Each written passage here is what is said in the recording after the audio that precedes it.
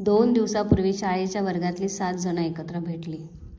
महिन्याभराच्या प्लॅनिंगनंतर वर्गातल्या 60 पैकी 7 जणांचे ग्रहमान जुळून आलीत आणि शेवटच्या क्षणापर्यंत रद्द होणारा प्लॅन कसाबसा यशस्वी झाला म्हणायचा. 3-4 तास एकत्र घालवल्यानंतर शाळेतल्या हायलायटेड किस्स्यांवर प्रकाश टाकण्यात आला. जाताना हसून हसून गाल आणि पोटदुखी सोबत मात्र घेऊन निघाले सगळेजण. हल्लीच्या स्मार्टफोन, इंटरनेटच्या पिढीकडे शाळेतले बरेच फोटो, व्हिडिओ आठवणींच्या रूपात बघायला मिळतात. आम्ही 90च्या शतकातले विद्यार्थी या बाबतीत मागेच. तेव्हा कसले आलेत स्मार्टफोन? लँडलाईन फोनही मुश्किलीने थोड्याफार जणांच्या घरी होते. पण तरीही या बाबतीत मुळीच खंत नाही बरं का. कारण आमच्याकडे शाळेतले फोटो, व्हिडिओ हे आठवणींच्या रूपात घट्ट असे आमच्या मनात, डोक्यात, हृदयाच्या कप्प्यात आहेत. तेच तर आम्हाला जेव्हा जेव्हा भेटतो तेव्हा तेव्हा पोट दुखेपर्यंत हसवतात. त्या आठवणी कधीच कोणीही डिलीट करू शकत नाही की फाडून फेकू शकत नाही. कारण त्या मनाच्या, हृदयाच्या गाभाऱ्यात खोलवर जाऊन बसलेल्या आहेत. सगळेजण भेटलो की अलगद बाहेर होटांवर, डोळ्यात डोकावतात आणि गालावर हसू आणतात. आयुष्यात प्रत्येक टप्प्यावर खूप मोठा मित्रपरिवार जोडत आपला प्रवास होत असतो. पण मित्रांच्या बाबतीत शाळेतली मैत्री ही मात्र काही निराळीच. शेवटी निरागस मन असलेल्या अवस्थेतील मैत्री ती. अगदी निखळ, स्वच्छ, शुभ्र. बालवाडी 1ली ते 10वी हा 10-12 वर्षांचा एवढा मोठा कालावधी. यात होणाऱ्या चाचणी, 6माही, वार्षिक परीक्षा, कितीतरी स्नेहसंमेलनं, पालक शिक्षक सभा, निकाल लावणारे, प्रगती पुस्तक वाटप करणारे दिवस, पावसाळ्यात खड्डे, छत्र्या, रेनकोट यांच्या गमती जमती, दिवाळीच्या गृहपाठासकट मिळालेल्या सुट्ट्या, उन्हाळ्याच्या आंबट गोड मामाच्या आजीच्या गावी नेणाऱ्या सुट्ट्या, हिवाळ्यात हातपाय उकलवणारी कोरडी बोचणारी थंडी आणि तसेच शाळेत घेऊन जाणारे ते दिवस.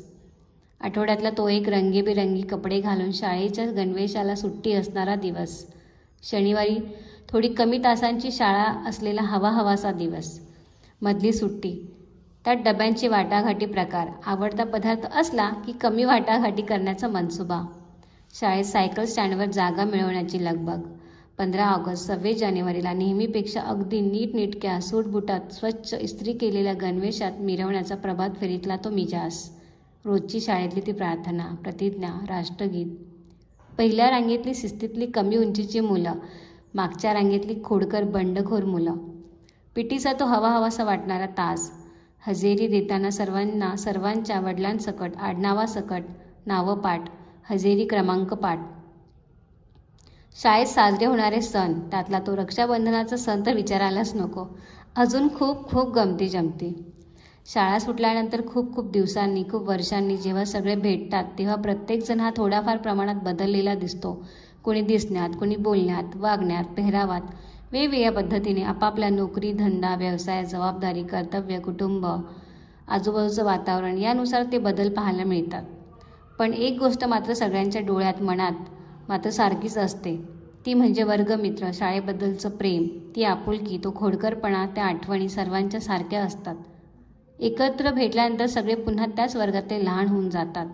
सगळं विसरायला होतं बाकीचं. हीच गंमत अनुभवण्यासाठी अधनं-मधनं निदान काही वर्षातून नक्की सगळ्यांनी भेटायला हवं.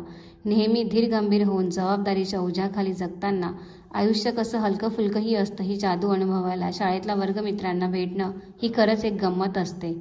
मनाला पुन्हा नव्याने ताजंतवानं बनण्यासाठी, आपल्यातलं अल्लड मूल पुन्हा बघण्यासाठी, आपल्यातली शाळेतली ती निरागसता अनुभवण्यासाठी, आपल्या आवडत्या मित्रमैत्रिणीला भेटण्यासाठी, शाळेतल्या बालमित्रांना असं भेटणं ही खरं तर एक प्रकारची थेरपी आहे, टॉनिक आहे. हे शाळेतल्या मैत्रीचं टॉनिक अधनं पीत जावं माणसानं. असं एकत्र भेटून काम तर चालूच असतात. जगरहाटी ही आपण गेल्यानंतरही चालूच राहते. तेव्हा भेटणार ना सगळे पुढच्या शाळेच्या मैफिलीला. तुमची प्रणाली शिवाजी आव्हाड. शाळेतली अबोल, आताची मात्र दिलखुलास व्यक्त होणारी मैत्रीण.